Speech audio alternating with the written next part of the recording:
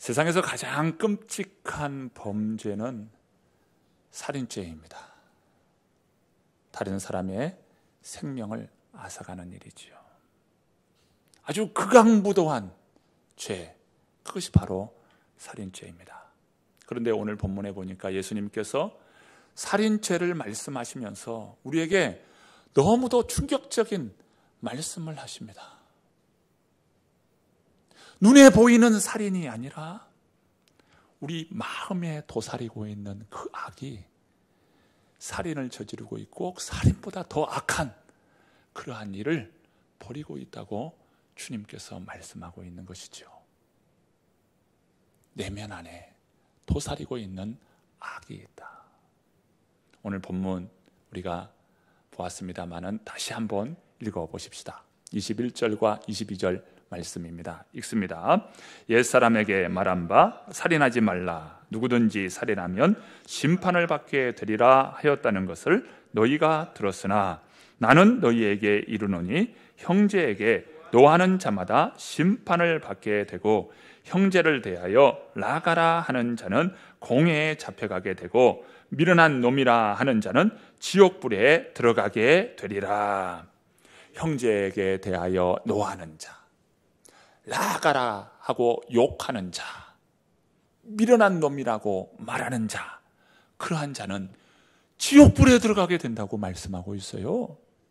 이 말씀은 점진적으로 지금 예수님께서 아주 죄의 그 심층을 드러내고 있는 것입니다. 화를 내는 자, 욕하는 자, 그리고 미련한 자라고 말하는 자, 이러한 자에게 대하여 예수님께서 지금 말씀하고 있습니다.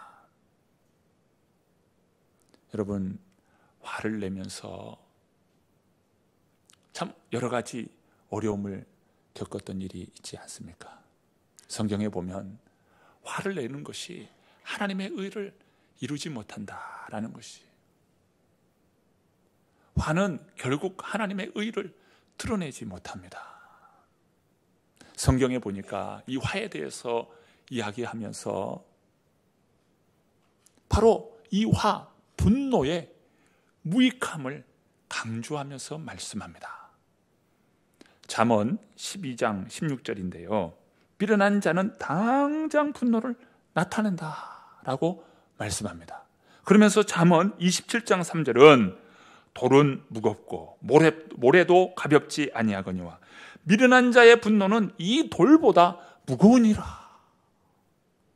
분노에 대해서 말씀하고 있습니다. 이 분노에 대해서 참 어려움을 겪었던 한 아버지의 간증 내용입니다. 제가 한때 화를 내고 분노하는 것 때문에 괴로운 때가 있었습니다. 화를 내지 말고 분노하지 말아야 한다고 생각은 하지만 어느 순간 이성을 잃고 화를 내고 분노한 적이 한두 번이 아니었습니다.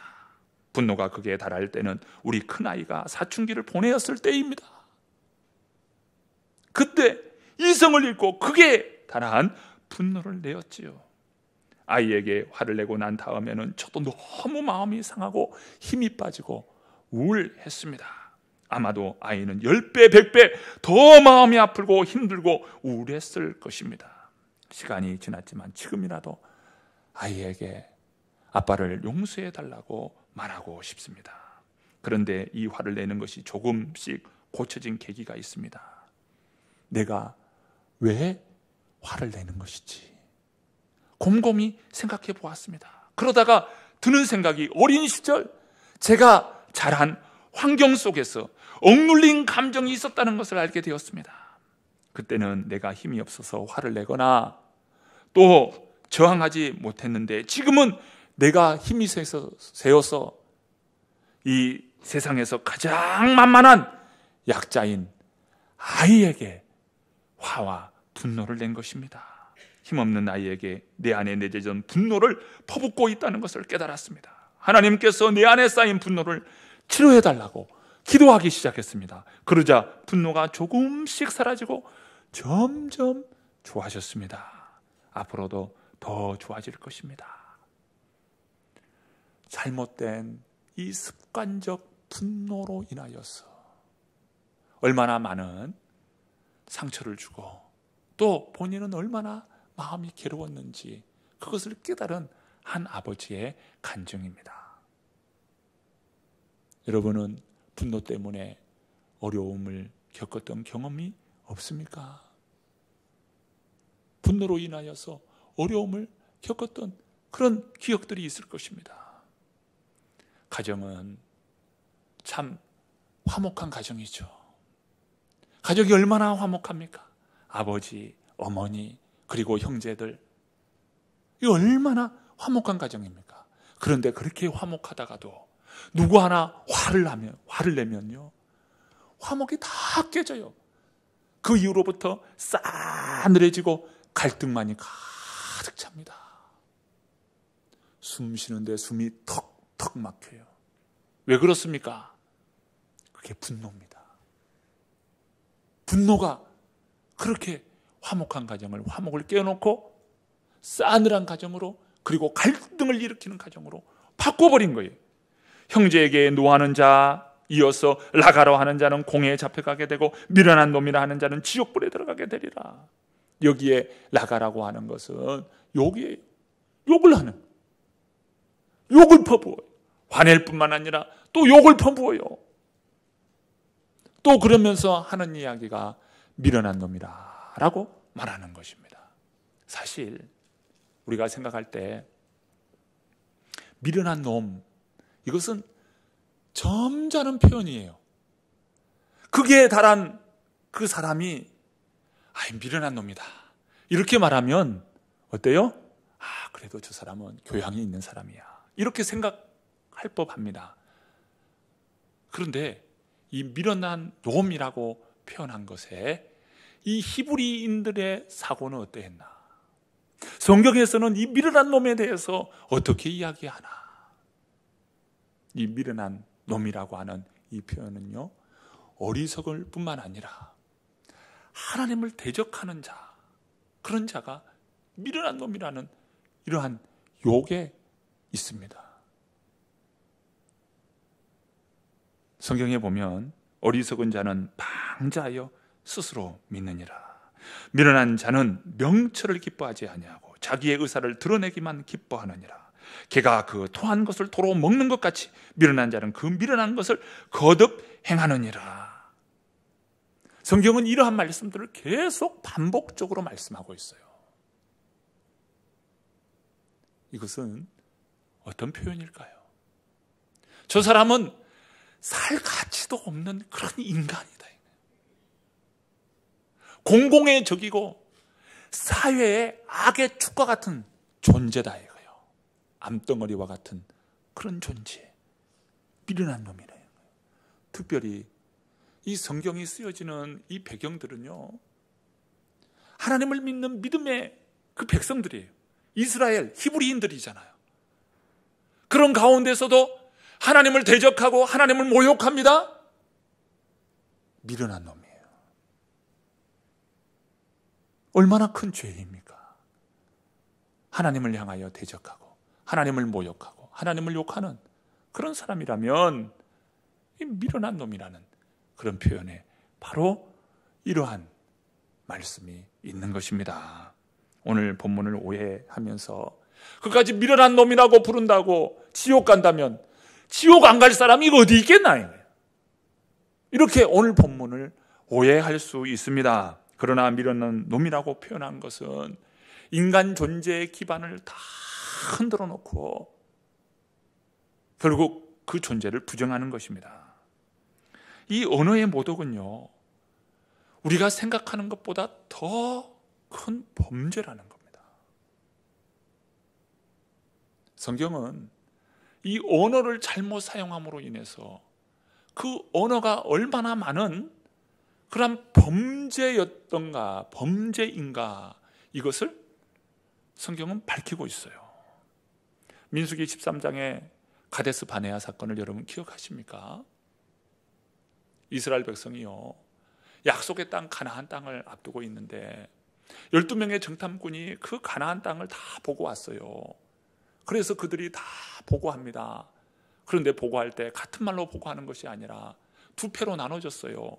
하나는 부정적인 그런 보고를 하고 또 다른 한 그룹은 긍정적인 보고를 합니다. 백성이 어느 쪽으로 기울었습니까? 긍정으로 기울었나요? 아니면 부정으로 기울었나요? 부정한 대로 기울은 거예요. 그러면서 하나님을 향하여 원망합니다. 그때 하나님께서 하신 말씀이에요. 너희 말이 내 귀에 들린 대로 내가 행하리라. 결국 결과 어떻게 됐습니까? 출애굽한 이스라엘 백성 20세 이상의 모든 사람들은요, 광야에서 죽은 거예요. 말에 대해서 우리가 생각하게 될 때 야고보서 3장을 말하지 않을 수가 없습니다. 야고보서 3장 2절부터 12절까지의 말씀입니다. 제가 한번 천천히 한번 읽어보겠습니다. 우리가 다 실수가 많으니 만일 말에 실수가 없는 자라면 곧 온전한 사람이라 능히 온몸도 굴레 씌우리라. 우리가 말들의 입에 재갈 물리는 것은 우리에게 순종하게 하려고 그 온몸을 제어하는 것이라. 또 배를 보라. 그렇게 크고 광풍에 밀려가는 것들을 지극히 작은 키로서 사공의 뜻대로 운행하나니 이와 같이 혀도 작은 지체로 돼 큰 것을 자랑하도다. 보라, 얼마나 작은 불이 얼마나 많은 나무를 태우는가. 혀는 곧 불이요 불의의 세계라. 혀는 우리 지체 중에서 온몸을 더럽히고 삶의 수레바퀴를 불사르나니 그 사르는 것이 지옥 불에서 나느니라. 여러 종류의 짐승과 새와 벌레와 바다의 생물은 다 사람이 길들일 수 있고 길들여 왔거니와 혀는 능히 길들일 사람이 없나니 쉬지 아니하는 악이요 죽이는 독이 가득한 것이라.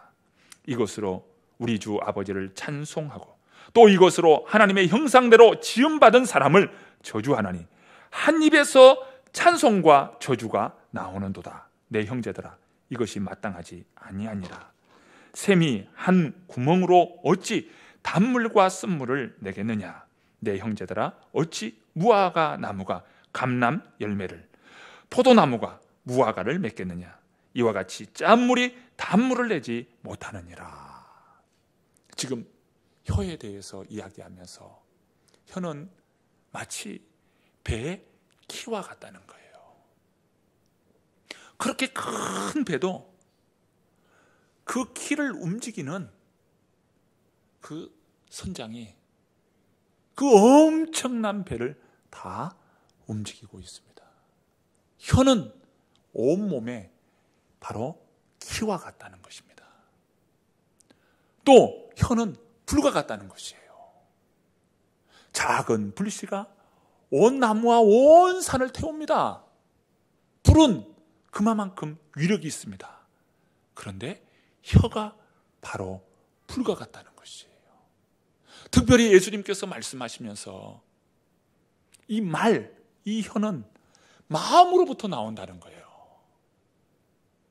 사람이 입술로 하나님을 찬송합니다. 그런데 그 입술로 사람을 저주해요.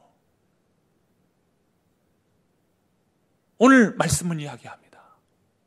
샘이 있는데 그 샘에서 하루는 쓴물이 나오고 하루는 단물이 나오고 이렇게 번갈아 가면서 쓴물과 단물을 낼 수 있느냐 이거예요. 그런데 오늘 우리의 입은 그렇게 한 입으로는 찬송하고 한 입으로는 축복하고 한 입으로는 저주한다는 거예요. 예수님께서도 말씀하셨죠. 사람이 입에 들어가는 것이 그 사람을 더럽게 하는 것이 아니라 입에서 나오는 것이 그 사람을 더럽게 한다는 것이에요. 어떤 언어를 쓰는가, 어떤 말을 하는가, 이 언어 사용의 중요성을 예수님께서 말씀하는 것이죠. 말이라고 하는 것은요, 우리 마음의 창과 같아요. 어떤 말을 하느냐, 어떤 말을 쓰느냐에 따라서 이 마음이 드러난다는 거예요. 앞에서는 싱글벙글, 나 너 좋아해 하면서 싱글벙글 하지만 뒤에서는 욕하고 저주한다면 하나님이 그런 사람의 찬송을 받지 않는다는 것입니다. 오늘 그것을 주님께서 말씀하고 있죠. 오늘 본문 22절 말씀 다시 한번 읽어봅니다. 함께 읽습니다. 나는 너희에게 이르노니 형제에게 노하는 자마다 심판을 받게 되고 형제를 대하여 나가라 하는 자는 공회에 잡혀가게 되고 미련한 놈이라 하는 자는 지옥불에 들어가게 되리라. 생각 없이 읽으면 예수님께서 너무한다 이야기하지만 이 악의 근원, 악의 원리를 주님께서 파헤치는 것입니다. 처음에는 화를 내고 화가 더 깊어지면 욕이 나오고 욕이 더 깊어지면 저주하게 되는 것입니다. 이 예수님께서 이렇게 악의 흐름을 간파하시면서 말씀하시는 거예요. 바로 창조주 우리 하나님 되시는 우리 주 예수님께서 우리의 심령을 이렇게 잘 아시는 것이죠. 그렇다면 예수님께서 오늘 세 가지 금기를 말씀하시는데 이 세 가지 금기를 왜 말씀하시냐 이거예요. 말씀하시는 이유가 뭐냐 이거예요. 분노하지 말라, 욕을 하지 말라, 저주하지 말라. 왜 이 세 가지 근원을 통해서 말씀하시는가? 바로 여기에는 인간의 소중함입니다. 나 살인하지 않았어. 성경에 살인하지 말라고 말했는데 나 살인하지 않았어. 그러므로 나는 의로워. 이 살인하지 말라라고 성경이 말할 때 너 의롭다라고 말하기 위해서 너 살인하지 말라고 말씀하셨나요? 우리의 의로움을 드러내라고 주장하라고 살인하지 말라라고 하는 이 말씀을 주셨을까요? 나는 살인하지 않았기 때문에 나는 의롭다라고 여긴다면 여러분 이것이 바로 율법적 사고요. 율법적인 바로 그런 삶을 살고 있는 겁니다. 살인하지 말라. 저는 살인하지 않았어요. 나는 그러니까 율법의 요구를 다 지킨 겁니다. 그러면서 자신의 의의를 드러내고 있다면 주님께서 다음과 같은 말씀을 하시는 거예요. 너 사람에 대한 소중함을 너 지키고 있냐?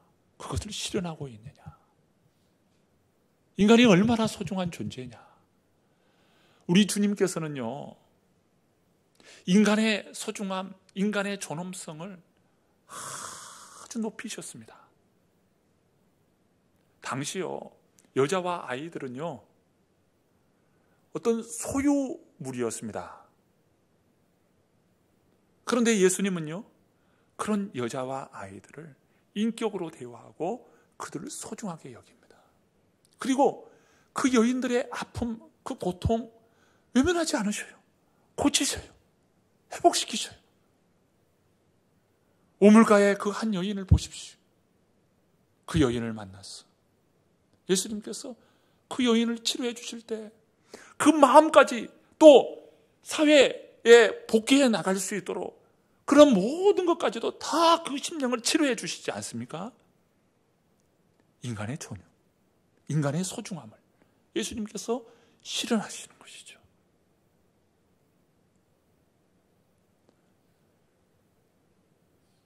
세례 요한이 어느 날 그 예수님에 대한 소식을 듣습니다. 그러면서 그가 질문을 하게 되죠. 오실 그이가 당신이오니까. 질문했을 때 예수님께서 그 질문에 답을 해주십니다. 마태복음 11장 2절부터 5절의 말씀을 제가 읽어보겠습니다. 요한이 옥에서 그리스도께서 하신 일을 듣고 제자들을 보내어 예수께 여짜오되 오실 그이가 당신이오니까 우리가 다른 일을 기다리오리이까. 예수께서 대답하여 이르시되 너희가 가서 듣고 보는 것을 요한에게 알리되 맹인이 보며 못 걷는 사람이 걸으며 나병 환자가 깨끗함을 받으며 못 듣는 자가 들으며 죽은 자가 살아나며 가난한 자에게 복음이 전파된다 하라. 이 말씀은요, 예수님의 메시아됨의 증거를 말씀하고 있습니다. 예수님께서 메시아됨의 증거 무엇입니까? 기적의 역사죠. 맞습니다. 기적의 역사입니다. 맹인이 보았습니다. 말 못하는 자가 말을 했습니다. 문둥병자가 고침받고요, 듣지 못한 자가 듣게 되었습니다. 죽은 자가 다시 살아났습니다. 기적의 보도입니다. 메시아 증거이죠. 자, 이것이 예수님께서 진정으로 그 기적을 베푸신 이유입니까? 기적을 베푸신 이유는 그의 삶, 그의 인격, 그의 가치를 주님께서 회복시키신, 고통 가운데 있는 그 영혼을 바라보시면서 그 영혼도 소중하다 이거예요. 요한복음 8장에 보면은 나면서부터 맹인된 자가 있죠. 제자들은 누구의 죄 때문입니까? 라고 이야기할 때 예수님께서 하신 말씀 무엇입니까? 그를 통해서 하나님께서 영광 받으실 일이 있다. 그 인격을 보시고 그 영혼을 보시고 하나님께서 그 영혼이 얼마나 소중한 지체인지를 주님께서 말씀하시는 것이죠. 오늘 예수님께서 세 가지 금기의 말씀을 해주셨습니다. 분노하지 말라, 욕하지 말라, 저주하지 말라. 여러분, 이 세 가지 말씀을 하시는데 이 세 가지의 말씀을 여러분 또 다른 율법으로 생각한다면 이 말씀을 지금 잘못 이해한 것입니다. 맞아요. 분노하지 말고 욕하지 말고 저주하지 말아야 합니다. 그런데 이것을 또다시 율법적인 조항으로 받는다면 또 다른 측면에서의 나는 의롭다라고 이야기할 겁니다. 예를 들면 화를 낼 상황 가운데에 다른 사람은 화를 낼 수 있어. 그래, 예수님께서 화를 내지 말라고 그랬지. 그런데 화를 내지 않으면서 어떻게 합니까? 네 마음대로 해라. 네 하고 싶은 대로 마음대로 해라. 나 더 이상 너하고 상종하지 않겠다. 화내는 것보다 더 비열할 수가 있어요. 또 어떤 경우에는요, 말도 안 해요. 물으면 대답도 안 하고 말도 안 하고 하루면 그럴 수 있는데 이틀이고 3일이고 일주일이고 한 달이고 말도 안 하는 겁니다. 가정이 그런 가정들이 있어요. 많아요. 말도 하지 않습니다. 여러분, 지금 주님께서 말씀하시는 것이 무엇입니까? 나 화내지 않았어. 나 그 사람에게 멸시하지 않고 저주하지 않았어. 그러면서 여러분 또 다른 측면에서의 비열함을 가질 수 있는 거예요. 오늘 주님께서 말씀하시는 것은 이 10층 안에 있는 보다 깊은 차원에서의 말씀이지 이것을 율법 조항으로 주신 것이 아니라는 것입니다. 무엇일까요? 하나님의 사랑을 우리가 압니까? 우리가 그리스도 안에서 참 거하면서 그 은혜와 사랑을 알고 그 삶 가운데에서 우리가 조화를 이루는 삶, 그것을 주님께서 말씀하고 있는 것이죠. 예수님은요, 천국의 그 삶을 사시고 그 천국의 의를 이루는 삶을 사셨어요. 어떻게 예수님께서는 그 천국, 하나님 나라의 그런 삶을 사시고 이 천국의 의를 이루면서 사셨을까요? 특별히 요한복음 17장에는 예수님의 대제사장적 기도가 나옵니다. 한 본문을 제가 한번 읽어보도록 하겠습니다. 아버지께서 내 안에 내가 아버지 안에 있는 것 같이 너희도 다 하나가 되어 우리 안에 있게 하사 세상으로 아버지께서 나를 보내신 것을 믿게 하옵소서. 예수님께서 어떻게 하나님 나라 그 그 삶을 사시고 그 천국의 의를 이루며 사셨을까요? 바로 아버지 안에 거하여 있었기 때문입니다. 오늘 우리도 마찬가지죠. 하나님 나라 그 삶을 살고 천국의 그 제자된 자의 삶을 살 수 있는 것은 우리가 예수님 안에 거했을 때 그 조화로운 그 하나님의 은혜와 사랑 가운데 그 조화로운 삶을 우리가 살아낼 수 있는 것이죠. 여러분 옆에 계신 분 한번 보셔요. 또 앞뒤에 한번 보셔요. 얼굴 한번 봐보셔요. 어찌 생겼는가 한번 보셔요. 이 옆에 있는 분들이요, 부족한 분들이에요. 다 완벽한 분이 아니에요. 부족한 분들이에요. 우리는 부족하잖아요. 얼마나 부족해요? 부족한 오늘 우리 인생들을 보면서 느끼는 것은 무엇입니까? 불쌍해요, 안 불쌍해요? 다 불쌍한 사람들이에요. 한번 옆 사람 다시 한번 보세요. 불쌍하게 한번 봐보셔요. 불쌍한 사람들이에요. 옆에 있는 분들이 다 불쌍한 사람들이에요. 그러니까 부족한 사람들, 불쌍한 사람들이 다 우리인데 주님께서 말씀하셔요. 너희들 서로 사랑하라는 거예요. 서로 존중히 여기라는 거예요. 오래 참고 인내하고 기다려주고 참아주고 그저 그 존재를 긍휼히 여기라는 거예요. 여러분 십자가를 바라보십시오. 십자가 아래에서 용서 못할 일이 어디 있습니까? 그 십자가 아래에서 인내하지 못할 인생이 어디 있습니까? 예수님께서 그 십자가 지시며 오래도록 우리를 기다려 주시고 사랑하여 주시고 용서하여 주셨어요. 여러분 그 사랑으로 오늘 우리들이 살아가십시다. 천국의 제자된 그런 오늘 우리들인데 우리들이 참고 인내하고 이해해주고 사랑해줄 때 그리스도의 온전한 공동체를 이루며 정말 세상 가운데에 우리 주님께서 은혜해 주시는 그런 통로로 우리를 쓰실 것입니다. 이 자리에 나오지 못한 분들이 계세요. 이 시간도 배 깔고 텔레비전 앞에서 있는 그 인간이 생각날 겁니다. 여러분 그 인간도 십자가의 그 은혜와 사랑으로 여러분 용서해 주시고 사랑해 주시기를 축복합니다. 하나님께서 우리를 통해서 참 하나님의 나라를 이루는 복된 역사가 있을 줄로 믿습니다.